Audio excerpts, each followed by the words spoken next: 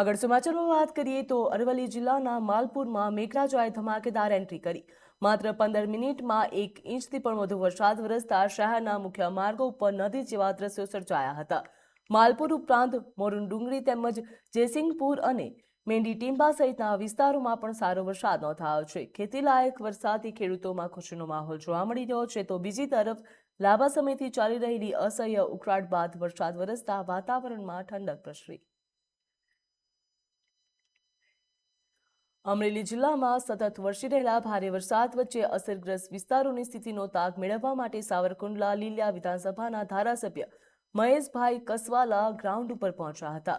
તો આ મુલાકાત દરમિયાન ધારાસભ્યએ સંબંધિત વિભાગોના અધિકારીઓ સાથે સ્થળ ઉપર ચર્ચા કરી હતી અને વરસાદથી અસરગ્રસ્ત વિસ્તારોમાં રાહત અને બચાવની કામગીરી વધુ અસરકારક રીતે હાથ ધરવામાં આવે, માર્ગ વ્યવસ્થા પુનઃસ્થાપિત કરવા, વીજ પુરવઠો અને પીવાના પાણી સહિતની આવશ્યક સેવાઓ ઝડપથી શરૂ કરવામાં આવે તેમજ અસરગ્રસ્ત પરિવારોને તાત્કાલિક જરૂરી સહાય પહોંચાડવા માટે જરૂરી સૂચનાઓ આપવામાં આવી હતી। અરવલ્લી જિલ્લામાં મેઘરજમાં પણ વહેલી સવારથી ધોધમાર વરસાદ વરસતા જનજીવન પ્રભાવિત થયું હતું। મેઘરજ શહેર ઉપરાંત ધાંધિયા, વલુના અને બેડજ રામગઢીમાં પણ વરસાદ વરસ્યો હતો, જ્યાં મેઘરજના આંબાવાડી વિસ્તારમાં માર્ગો ઉપર વરસાદી પાણી ભરાઈ જતા વિદ્યાર્થીઓ, વાલીઓ અને વાહન ચાલકોને ભારે મુશ્કેલીનો સામનો કરવાનો વારો આવ્યો।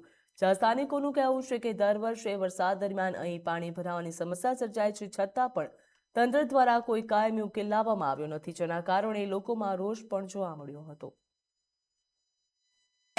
વહેલી સવારથી જે પ્રકાર વરસાદ વરસી રહ્યો છે ત્યારે હાલ આપણે મેઘરજના આંબાવાડી વિસ્તાર છે ત્યાં ઉપસ્થિત છે। અહીંયા જોઈ શકાય છે કે વરસાદી પાણી છે જિંદલસમાં ભરાયા છે, જેના કારણે વાહન ચાલકો તેમજ શાળામાં જતા વિદ્યાર્થીઓને ક્યાંક ને ક્યાંક હાલાકી વેઠવાનો વારો આવી રહ્યો છે। બીજી તરફ કે દર ચોમાસી આને આ પરિસ્થિતિ સર્જાતી હોય છે, જેના કારણે ક્યાંક ને ક્યાંક લોકોને મુશ્કેલી વેઠવાનો વારો આવતો હોય છે। બીજી તરફ અરવલ્લી જિલ્લાની અંદર વહેલી સવારથી જે પ્રકારે વરસાદ વરસી રહ્યો છે ત્યારે માલપુર સહિત મોડાસા તેમજ મેઘરજ તાલુકાના ગ્રામ્ય વિસ્તારમાં ધોધમાર વરસાદ વરસી રહ્યો છે।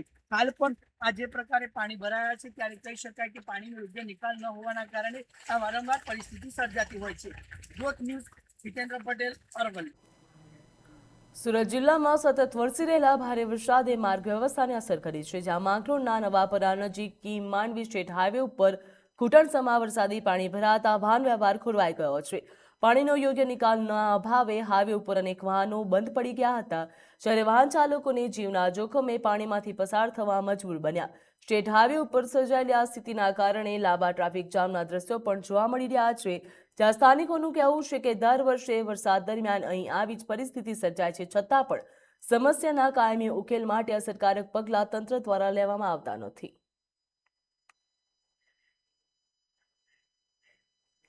જૂનાગઢ જિલ્લાના માળિયાહાટીના તાલુકામાં પીખોર ગામે ભારે વરસાદ બાદ કોઝવે તણાઈ જતા ગામોના માંગરોળ સાથે સંપર્ક તૂટી ગયો હતો, જ્યાં કોઝવે બંધ થતા 60થી વધુ ખેડૂતોને ખેતરો સુધી પહોંચવામાં ભારે હાલાકીનો સામનો કરવાનો વારો આવ્યો અને લોકો પુલ નીચે પથ્થરો ગોઠવીને જીવના જોખમે અવરજવર કરી રહ્યા છે। ગ્રામજનોએ તંત્રને તાત્કાલિક કોઝવે અને માર્ગનું સમારકામ કરીને કાયમી ઉકેલ લાવવાની માંગ કરી। આ ગામની અંદર નોરી નદીને કાંઠે આજે અહીંયા પુલ જે કોઝવે છે એ પાણીના હોવાથી બહુ વખતથી પાણી આવ્યું એટલે તૂટી ગયો છે।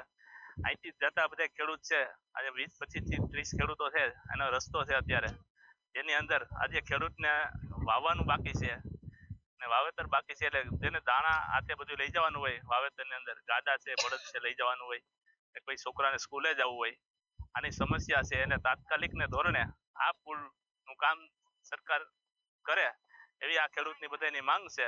અહીંથી 3-4 ગામના રસ્તા છે, બાદગામ છે, સિરોદર છે, સુલતાનપુર છે, અહીંથી લગતા ઘણા રસ્તા છે।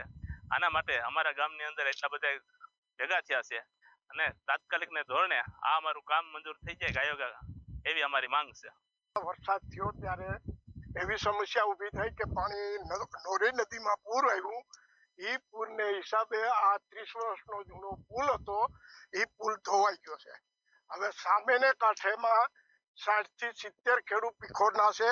અહીંથી 3 ગામનો રસ્તો છે, બાદગામ, સુલતાનપુર, સિરોદર, માંગરોળ તાલુકાને આ રસ્તો જોઈન્ટ કરે છે, એટલે અહીંથી બધાને નીકળવાની કાયમી થાય છે। અને 60 ખેડૂત ટીકોરના છે એ સામે કાંઠે જમીન ધરાવે છે. એ અત્યારે એ લોકોને વાવણીનું વાવેતર કરવાને માટે જવાની કોઈ પણ રસ્તો રહ્યો નથી. એ લોકો વાડીઓની અંદર રહે છે. હવે અત્યારે એના છોકરાઓને ભણાવવાનું, પછી એ લોકોને કાયમી રેશન ને લેવા માટે ગામમાં આવવાનું, એ ક્યાંથી એને આવવું, ક્યાંથી જવું, કેમ જવું, એ બધું અત્યારે એને મુસીબત ઊભી થઈ છે. અમારે અહીંયા રસ્તાનો બહુ પ્રોબ્લેમ છે. અટાણે કોઈ માણસ હાલી ચલી શકતું નથી. એને માટે અમે અહીંયા માણસ ઊભું બે જણા હાથ પકડાવીને હેઠા ઉતરાવીએ. બહારના માણસોને ભાડગામ વાળાઓને આવી છે પોઝિશન. અમારે 50-60 ખેડૂત છે ડાયરી માટે અહીંના સ્થાનિક. એને અટાણે બધાને આને શું કરવું, વાવેતર કેમ કરવું, બી કેમ ઉગાડવું, ગાડી પર કેમ ઉગાડવા, ફૂલ તૂટી ગયા માટે આ બધી પોઝિશન આવી છે. રાજકાર્ય અમારી માંગણી એક જ છે કે આ પુલ રિપેર થાય એટલી જ. રાજ્યમાં આગામી 2 દિવસ માટે મેઘરાજા ધમાકેદાર બેટિંગ કરે તેવી હવામાન વિભાગ દ્વારા આગાહી કરવામાં આવી છે. ભારે વરસાદની સંભાવનાને ધ્યાનમાં રાખીને અનેક જિલ્લાઓમાં રેડ એલર્ટ, ઓરેન્જ એલર્ટ અને યલો એલર્ટ પણ જાહેર કરવામાં આવ્યું. દક્ષિણ ગુજરાત અને દક્ષિણ સૌરાષ્ટ્રના વિસ્તારોમાં અત્યંત ભારે વરસાદ નોંધાશે તેવી શક્યતા વ્યક્ત કરાઈ છે. સુરત, નવસારી, ડાંગ, વલસાડ, દમણ, દાદરાનગર હવેલી તેમજ ભાવનગર અને અમરેલી જિલ્લામાં રેડ એલર્ટ જાહેર કરવામાં આવ્યું.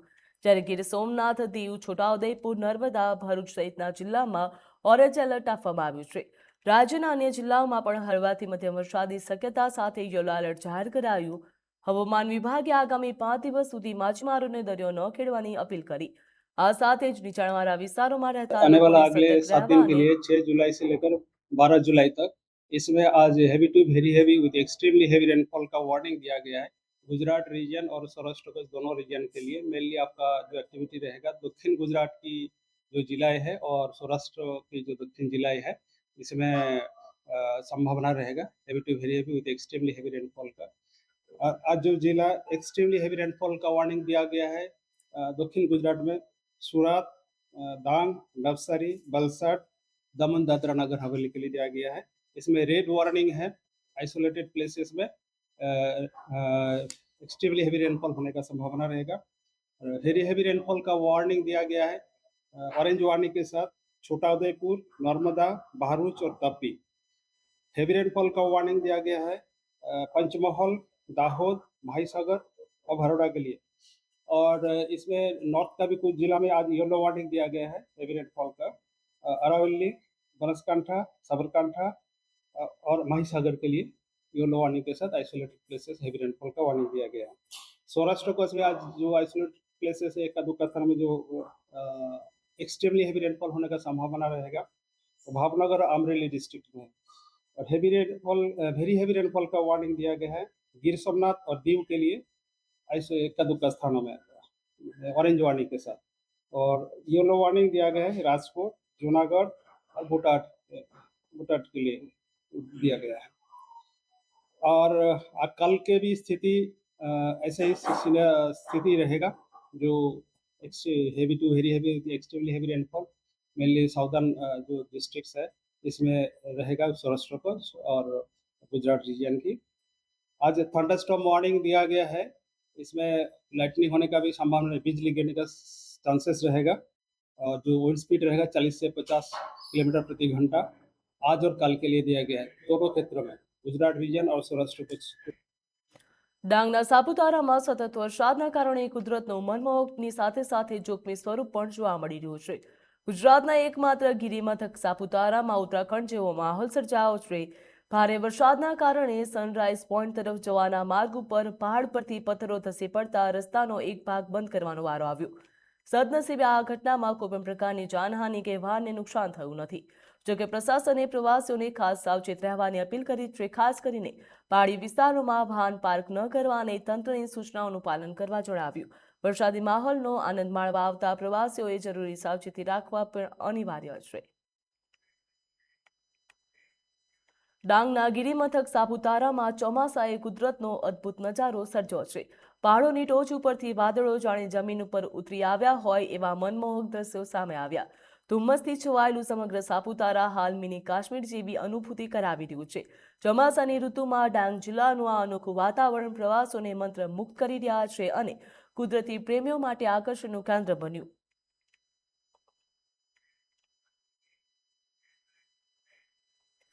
જૂનાગઢ જિલ્લાના માંગરોળ તાલુકાના સિલભારા ગામે ફરી એકવાર તંત્રની બેદરકારી સામે આવી, જ્યાં દર વર્ષે લાખો રૂપિયાના ખર્ચે માટીનો પાળો બનાવવામાં આવે છે, પરંતુ પ્રથમ જ વરસાદમાં પાળો તૂટી જતા નદીનું કિંમતી પાણી સીધું દરિયામાં વહી ગયું, જ્યાં વારંવાર એક જ સ્થિતિ સર્જાતી હોવા છતાં પણ કાયમી ઉકેલ લાવવામાં આવતો નથી, જ્યાં પાળો તૂટી જતા પાણી તો દરિયામાં વહી ગયું છે, પરંતુ તંત્રના પેટનું પાણી પણ હલતું નથી.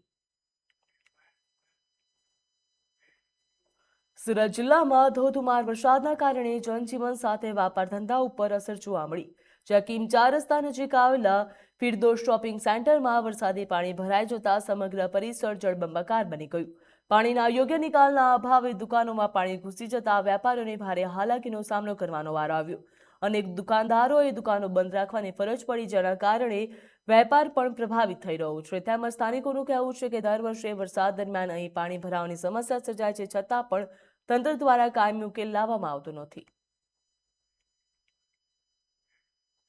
અરવલ્લી જિલ્લાના માલપુરમાં ધોધમાર વરસાદ બાદ ફરી એકવાર પાણી ભરાવાની સમસ્યા સામે આવી. બસ સ્ટેશન સામે આવેલી દુકાનોની આગળ માત્ર 1 ઇંચ જેટલા વરસાદમાં જ ઢીચણસામાં પાણી ભરાઈ ગયા છે, જેના કારણે સ્થાનિક વેપારીઓને ભારે હાલાકીનો સામનો કરવાનો વારો આવ્યો. વરસાદી પાણીના યોગ્ય નિકાલના અભાવે દર વર્ષે ચોમાસા દરમિયાન વેપારીઓને મુશ્કેલી વેઠવાનો વારો આવે છે, જ્યાં વારંવાર રજૂઆતો છતાં પણ સમસ્યાનો કાયમી ઉકેલ ન આવતા સ્થાનિક તંત્ર સામે નારાજગી લોકોમાં જોવા મળી રહી છે. અરવલ્લીમાં પણ ધોધમાર વરસાદ વરસ્યો છે. 1 જ ઇંચ વરસાદમાં દુકાનમાં પાણી ઘૂસી ગયા છે. વેપારીઓ દ્વારા કહેવામાં આવ્યું છે કે દર વર્ષે આવી સ્થિતિ સર્જાય છે. મહત્વનું કહી શકાય, જ્યાં તંત્રને દર વખતે રજૂઆત કરવામાં આવતા છતાં પણ કોઈ કાયમી ઉકેલ આવતો નથી. માલપુર બસ સ્ટેશનની સામેના વિસ્તારમાં પાણી જળબંબાકાર થાય છે. 1 થી 1.5 ઇંચ વરસાદ પડે તો પણ પાણી જળબંબાકાર થાય છે, અને આગળ કન્સ્ટ્રક્શન થયેલા હોવાથી આગળ કોઈ પાણીનો નિકાલ નથી. તો પાણીનો નિકાલ લાવવા માટે તંત્રને વારંવાર જાણ કરી છે, છતાં પણ તંત્ર દ્વારા કોઈ કાર્યવાહી કરવામાં આવતી નથી. જો 3 થી 4 ઇંચ વરસાદ પડે તો અમારા દુકાનમાં પણ પાણી ભરાઈ જાય છે અને નુકસાન થાય છે. તો આ નુકસાન ના થાય તેના માટે તંત્રને જાણ કરીએ છીએ, અને લોક માગણી છે કે જો આનાથી જો કોઈ એ નહીં થાય તો અમારે વેપારીઓ દ્વારા ઉગ્ર આંદોલન કરવાની ચીમકી આપી રહ્યા છે. આગળ સમાચારમાં વાત કરીએ તો વાપીમાં ભારે વરસાદે રૌદ્ર સ્વરૂપ ધારણ કર્યું છે, જ્યાં ગુંજન સહિતના અનેક વિસ્તારોમાં રસ્તાઓ નદીમાં ફેરવાઈ ગયા હોય તેવા દ્રશ્યો સામે આવ્યા છે. ઘૂંટણસમાં પાણી ભરાતા જનજીવન સંપૂર્ણપણે પ્રભાવિત થયું. અનેક વાહનો પાણીમાં ફસાયા હતા, જ્યારે લોકોને ભારે મુશ્કેલી વેઠવાનો વારો આવ્યો હતો. પરિસ્થિતિની ગંભીરતાને ધ્યાનમાં રાખીને એનડીઆરએફ અને એસડીઆરએફની ટીમો પણ બચાવ અને રાહત કામગીરીમાં લાગી ગઈ હતી. બીજી તરફ હવામાન વિભાગે સમગ્ર વલસાડ જિલ્લામાં આગામી 6 દિવસ માટે રેડ એલર્ટ જાહેર કરતા તંત્રએ લોકોને બિનજરૂરી બહાર ન નીકળવા અને સાવચેત રહેવા અપીલ કરી છે. જ્યાં વલસાડમાં પણ તંત્ર દ્વારા અપીલ કરવામાં આવી છે. ધોધમાર વરસાદની આગાહી કરવામાં આવી છે, તે લોકોને જરૂરિયાત વગર બહાર ન નીકળવા માટે કહેવામાં આવ્યું. જ્યાં ધોધમાર વરસાદના કારણે ઘૂંટણસમાં પાણી ભરાયા હતા, તેના કારણે વાહન ચાલકો પણ હેરાન પરેશાન થયા છે. સુરત જિલ્લામાં ધોધમાર વરસાદે જનજીવનને અસર પહોંચાડી, જ્યાં સુરતના કામરેજ 4 રસ્તા નજીક નેશનલ હાઈવે નંબર 48નો સર્વિસ રોડ વરસાદી પાણીમાં ગરકાવ થઈ જતા નદી જેવા દ્રશ્યો સર્જાયા. ઘૂંટણ સુધી પાણી ભરાતા સર્વિસ રોડ ઉપર વાહન વ્યવહાર ઠપ થયો હતો. મુખ્ય હાઈવે ઉપર પણ પાણી ભરાવાના કારણે ટ્રાફિક જામની સ્થિતિ સર્જાઈ હતી અને વાહન ચાલકોને માત્ર એક જ લેનમાંથી પસાર થવાની ફરજ પડી હતી. વરસાદી પાણીના નિકાલ માટે તંત્ર દ્વારા લાખો રૂપિયાનો ખર્ચ કરવામાં આવે છે, છતાં પણ દર વર્ષે અહીં પાણી ભરાવાની સમસ્યા યથાવત રહેતા સ્થાનિક લોકોમાં રોષ જોવા મળ્યો. વલસાડમાં ભારે વરસાદના કારણે જનજીવન ઉપર વ્યાપક અસર જોવા મળી, જ્યાં સતત વરસાદના પગલે નેશનલ હાઈવે સર્વિસ રોડ પાણીમાં ગરકાવ થઈ ગયો હતો, જેના કારણે સુરત તરફ જતો વાહન વ્યવહાર પ્રભાવિત થયો. પાણી ભરાવાના કારણે એક કાર રસ્તાની વચ્ચે બંધ પડી જતા ચાલકને ભારે જહેમત બાદ વાહન બહાર કાઢવું પડ્યું હતું. મુખ્ય નેશનલ હાઈવે ઉપર પણ અનેક સ્થળોએ પાણી ભરાતા વાહન ચાલકો મુશ્કેલીમાં મુકાયા. વરસાદી સ્થિતિના પગલે તંત્ર એલર્ટ મોડ ઉપર જોવા મળી રહી છે, જ્યાં લોકોને સાવચેત રાખવાની અપીલ કરી.